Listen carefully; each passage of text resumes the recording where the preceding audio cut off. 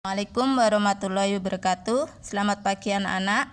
Kali ini kita akan membahas kembali mengenai pasar ya, karena materi yang kemarin itu tidak hampir agak berbeda ya dengan buku yang sekarang.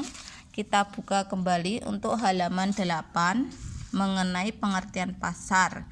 Ya, di sini pengertian pasar yaitu tempat bertemunya pembeli dengan penjual guna melakukan transaksi ekonomi. Diingat-ingat ya, bertemunya penjual dan pembeli untuk melakukan transaksi ekonomi. Nah, di sini ada beberapa para ahli yang mengemukakan mengenai pengertian pasar. Bisa dilihat sendiri ya, dan ciri-cirinya juga bisa dipelajari sendiri. Sekarang lanjut ke jenis-jenis pasar. Yang pertama, jenis pasar berdasarkan bentuk kegiatannya. Ada pasar nyata, ada pasar tidak nyata. Pasar nyata yaitu pasar konkret adalah pasar di mana terdapat berbagai jenis barang yang diperjualbelikan dan dapat dibeli oleh pembeli secara langsung ya, diingat secara langsung. Sedangkan pasar tidak nyata atau pasar abstrak berarti pasar di mana proses jual belinya tidak dilakukan secara langsung, bisa melalui telepon, internet seperti Shopee. Ada juga pasar saham seperti itu. Nah, selanjutnya yaitu mengenai jenis pasar berdasarkan cara transaksinya. Ada pasar tradisional, ada pasar modern. Tradisional berarti pasar itu bersifat tradisional di mana penjual dan pembelinya bisa saling tawar menawar secara langsung. Sedangkan pasar modern, pasar itu bersifat modern, tapi barang yang diperjualbelikan dilakukan dengan harga yang pas, harganya sudah pas, tidak ada tawar menawar. Sedangkan selanjutnya jenis pasar berdasarkan jenis barangnya. Ada barang konsumsi, pasar barang konsumsi, ada pasar daya produksi. Pasar barang konsumsi berarti pasar yang menjual belikan beragam jenis barang yang bisa dikonsumsi untuk memenuhi kebutuhan sehari-hari. Ingat ya, kalau barang konsumsi itu untuk kebutuhan sehari-hari.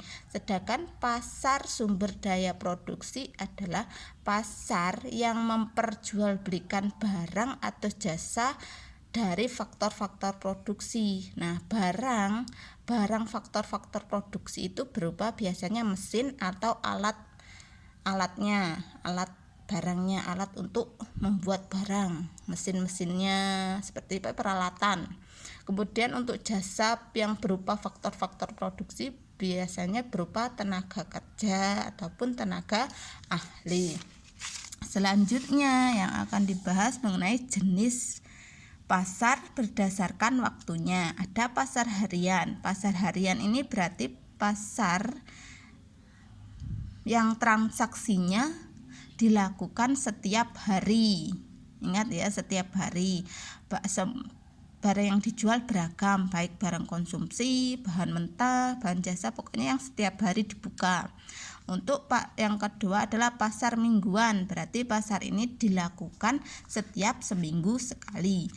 Nah, contohnya biasanya ada pasar minggu. Nah, di Malang itu juga ada namanya pasar minggu, di mana pasarnya itu dilakukan tiap hari Minggu, jadi seminggu sekali. Kalau di sini mungkin di daerah kalian juga ada. Terus pasar bulanan. Pasar bulanan ini pasar yang kegiatannya dilakukan sebulan sekali. Contohnya pasar hewan. Kemudian pasar tahunan, ini pasar yang diselenggarakan tiap setahun sekali. Contohnya Pekan Raya Jakarta.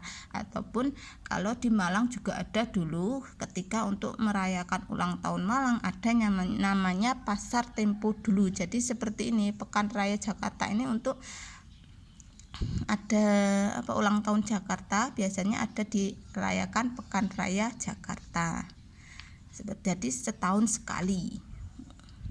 Kemudian pasar kontemporer. Nah, kontemporer ini diselenggarakan hanya pada waktu tertentu, namun terjadinya secara tidak rutin. Contohnya bazar. Karena bazar ini kan dilakukan tidak rutin, tapi kadang ada, kadang tidak tentu.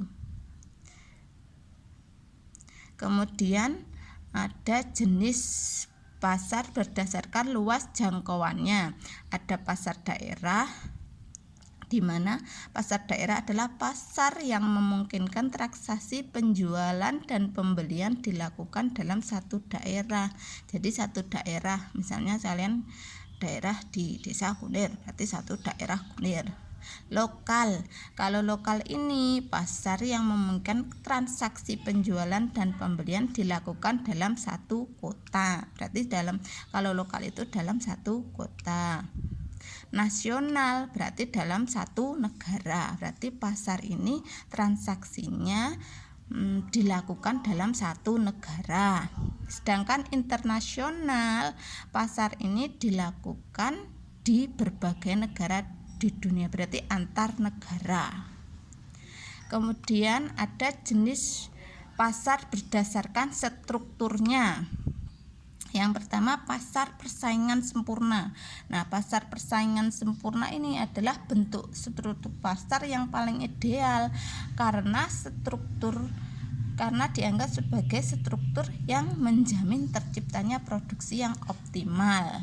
Nah, di sini di dalam pasar persaingan sempurna ini ada banyak penjual dan banyak pembeli. Berarti pembeli dan penjualnya sama-sama banyak, tapi barang yang dijual heterogen atau serba sama. Contohnya pasar buah, itu kan semuanya ada banyak penjual dan banyak pembeli. Di Tulungagung itu ada pasar buah itu ya. Itu buahnya sama-sama jual buah, yang penjualnya banyak, pembelinya juga banyak. Kemudian ada juga pasar sayur, setiap pagi di pasar kan ada, itu kan yang jual banyak, produksinya juga sama sayur semua. Selanjutnya yaitu produsen dan konsumen bebas keluar masuk. Nah, bebas ini, penjual dan pembelinya bebas, tidak ada larangan. Kemudian konsumen mengetahui kondisi pasar, harganya mungkin diketahui harganya sekian, jadi tidak perlu takut harganya mahal. Kemudian faktor produksi bergerak bebas karena banyaknya jumlah produsen. Kemudian harga pasar ditentukan oleh permintaan dan penawaran. Untuk kebaikan dan keburukan bisa kalian pelajari sendiri. Kita lanjut ke pasar persaingan tidak sempurna. Pasar persaingan tidak sempurna di sini adalah pasar di mana terdapat satu atau beberapa pedagang saja yang menguasai barang. Ingat, kalau pasar persaingan sempurna tadi banyak penjual dan banyak pembeli. Sedangkan untuk pasar persaingan tidak sempurna, pedagangnya hanya satu ataupun beberapa. Nah, macam-macam pasar persaingan tidak sempurna ada 5. Ada monopoli, ada oligopoli, monopolistik, monopsoni, oligopsoni. Nah, pasar monopoli di mana kondisi yang terjadi pasar itu penjualnya hanya satu. Kemudian untuk oligopoli, penjualnya ada beberapa. Jadi jenis pasar di mana terdapat beberapa penjual atau produsen. Kemudian ada pasar monopolistik. Pasar monopolistik ini kebalikan dari pasar monopoli. Kalau monopoli penjualnya satu, di sini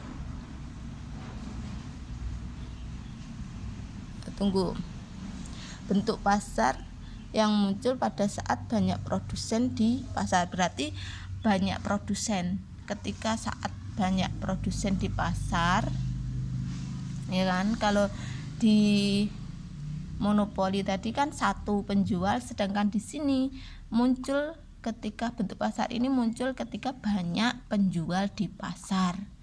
Nah, seperti itu. satu. Kemudian sedangkan monopsoni di sini banyak penjual tapi pembelinya satu. Ingat, banyak penjual. Kalau monopoli kan satu penjual, banyak pembeli. Kalau monopsoni, penjualnya banyak, pembelinya hanya satu.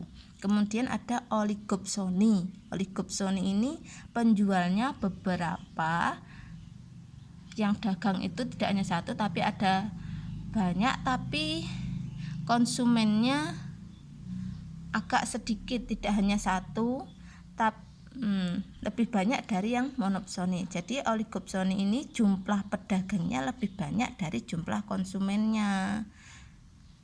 Kalau yang monopsoni kan pembelinya hanya satu, ini pembelinya beberapa tapi penjualnya lebih banyak. Nah, sekian penjelasan dari saya.